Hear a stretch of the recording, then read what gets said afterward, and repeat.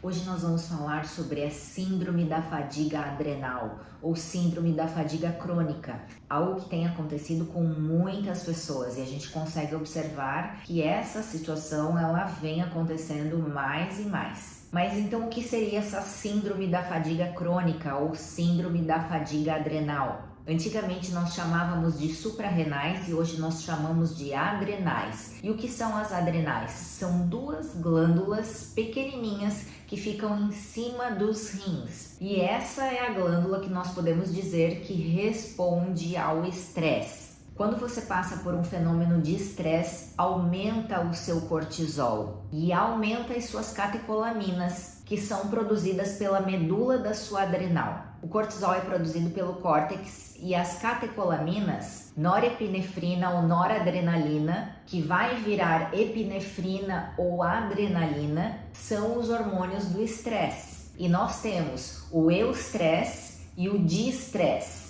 O eustresse é conhecido como um estresse bom. O indivíduo ele tem meios físicos e psíquicos para lidar com as situações adversas do dia a dia dele. E o distresse significa que o indivíduo já chegou no esgotamento, então ele não tem mais nem meios físicos e nem psíquicos para lidar com as situações adversas do dia a dia dele. Você talvez conheça uma pessoa que passa por essa situação ou passou por essa situação e que chegou no limite, aquela pessoa que entrou num surto ou chutou o pau da barraca, que jogou tudo pro alto, às vezes pediu demissão ou acabou com um casamento, e isso tudo às vezes devido a essa alteração no corpo físico, essa alteração no cortisol. Às vezes você conhece alguém ou às vezes você é essa pessoa que está passando por isso. E quando acontece isso é quando o estresse chegou num limite e o indivíduo entrou num burnout, né? Que é quando realmente ele não aguenta mais. Essa pessoa antigamente fazia uma viagem, quando ela voltava da viagem, ela trabalhava normalmente. Hoje em dia, depois dessa viagem, ela vai estar num estado de exaustão, ela vai estar precisando ficar um dia em casa para descansar, se recuperar da viagem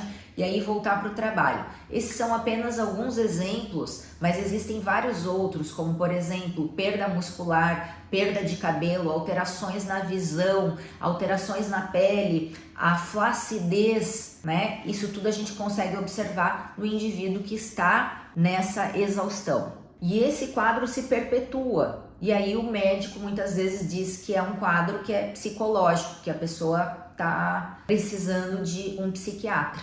Então, diante disso, para que a gente possa entender, a gente sempre vai estar produzindo algum tipo de estresse. Então, quando a gente está numa atividade que a gente gosta, que a gente tem prazer, a gente está produzindo estresse, mas a gente pode estar num estresse bom. O que não dá para acontecer é esse estresse bom passar da conta, que é quando a gente não tem limite para parar. Então, a gente começa a trabalhar em excesso e esse eustresse se transforma em distresse, que é quando gera um desequilíbrio total no nosso corpo e faz com que o cortisol seja produzido excessivamente. Então o correto é o caminho do meio, nem 8 nem 80. Nós tentarmos entrar num equilíbrio onde a gente sim produz estresse naquilo que a gente está trabalhando, que a gente gosta, ou até mesmo pensando, porque o estresse ele não é produzido só quando a gente trabalha em excesso, é aquela cabeça que ela não para nenhum minuto,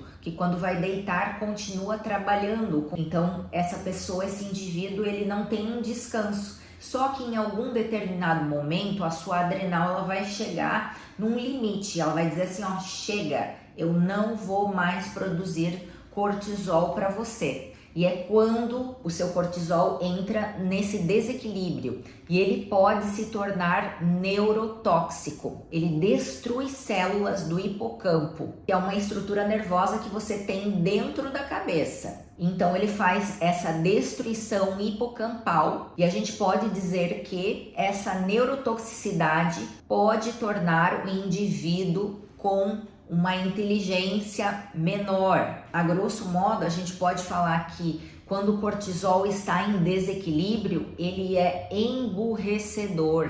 Então a gente vê muitas pessoas preocupadas com o cortisol alto, mas o que a gente precisa entender? que um cortisol não vai se manter alto para sempre. Esse cortisol em algum momento vai entrar em declínio, que é quando entra nesse estado de fadiga crônica. E o que acontece? Mexe muito com o emocional. Então, esse paciente, ele geralmente vai parar lá no psiquiatra. E aí começa a utilizar muitos remédios psiquiátricos, mas não resolve o problema de base, porque o problema de base estava associado a esse estresse crônico que não acontece da noite para o dia. Então é uma característica que vem a longo prazo. Geralmente essa pessoa é uma pessoa que faz multitarefas, é uma pessoa que não descansa a mente, só que vai chegar algum momento que a sua adrenal ela vai parar de produzir o cortisol. É o mesmo que acontece com o pâncreas, quando o pâncreas entra no limite e ele para de produzir insulina. E aí o indivíduo se torna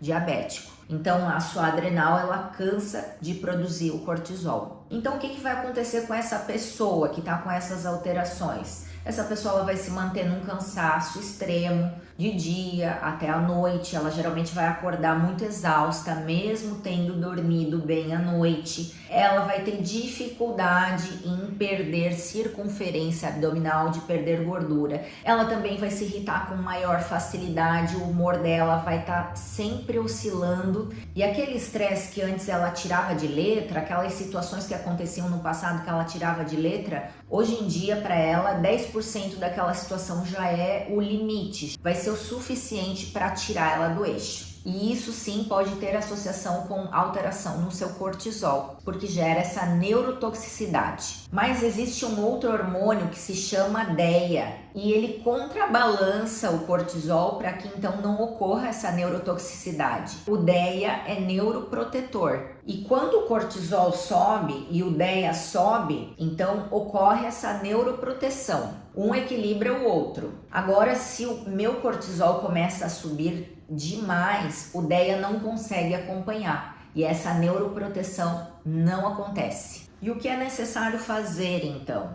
É necessário administrar melhor o estresse, claro, ter um acompanhamento de um psicólogo, de um terapeuta para ajudar nessa parte, mas só o acompanhamento psicológico não vai resolver. Vai precisar tratar, a gente vai precisar utilizar substâncias, vitaminas para melhorar o funcionamento da adrenal. E uma das coisas que a gente pode fazer para não entrar no estado crônico é acordar 15 minutos mais cedo. Acorda 15 minutos mais cedo, faz as coisas com tranquilidade, escova os dentes devagar, se alimenta mais tranquilamente. Tudo isso porque o seu dia é determinado pelos 10 primeiros minutos do seu dia. E se você acorda com tranquilidade, o seu dia tem a tendência a ser mais tranquilo, ser mais leve. Mas se você já acorda atrasado, se você já acorda num ritmo de estresse alto, a sua adrenal vai estar ativada o dia inteiro. Ou seja, a tendência é que você vai ter um dia mais estressante, mais turbulento. É claro que essas são orientações básicas, né? Existem várias outras orientações mais específicas, cada caso deve ser observado, mas eu espero de coração que essas informações tenham te ajudado. Eu sou a Jaciara Petri, nutricionista. Para mais informações como essa, inscreva-se em nosso canal, deixe seu like e a gente se vê no próximo vídeo.